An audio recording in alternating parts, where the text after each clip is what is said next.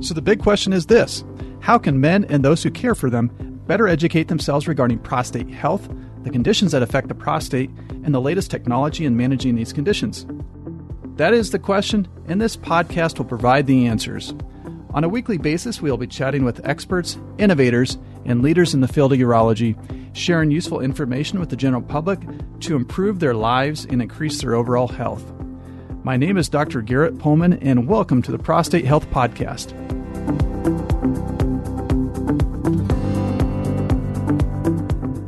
Hello, everyone. Thank you for joining me. Again, my name is Dr. Garrett Pohlman. I'm a board-certified urologist. I'm excited that you are tuning in today to the introductory episode of the Prostate Health Podcast. You might be asking yourself, why should I subscribe to the Prostate Health Podcast? What's in it for me as a listener? What's the big deal with the prostate anyway?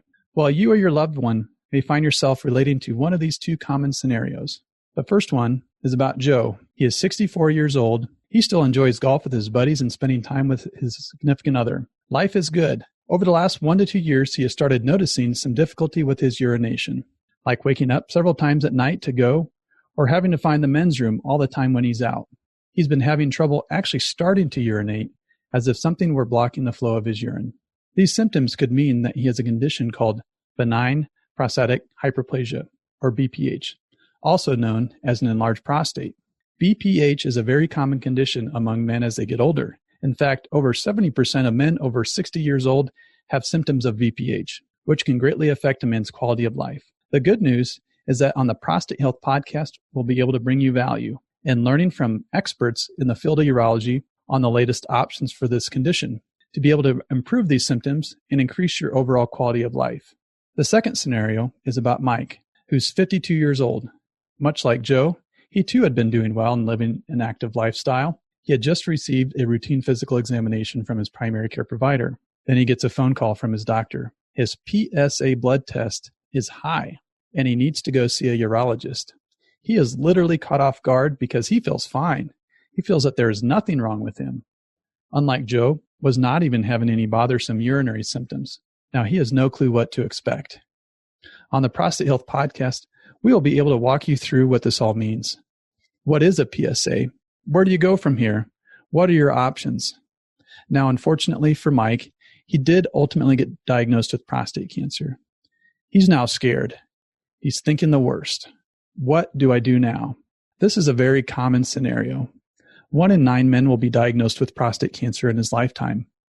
On this podcast, we will also be talking with experts in the field of prostate cancer who can walk you through this process.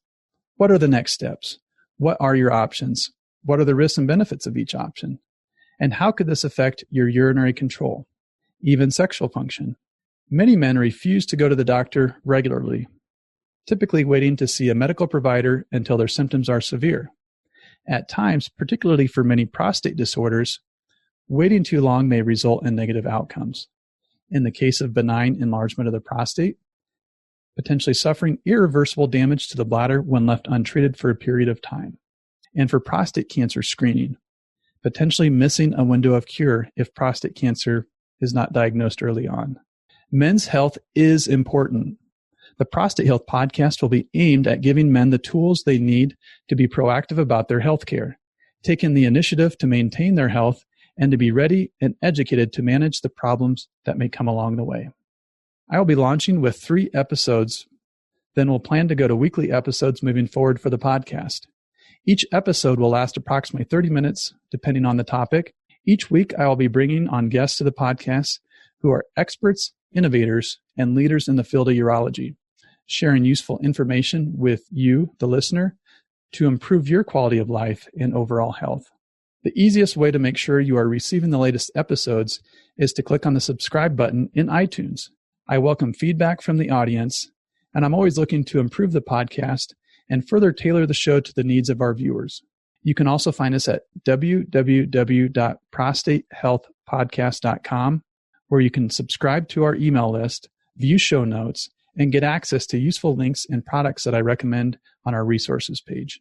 Okay, so now that you know all about the Prostate Health Podcast, I'll finish this episode with my background. I'm a board-certified urologist, still actively practicing in a busy private urology group in the Midwest.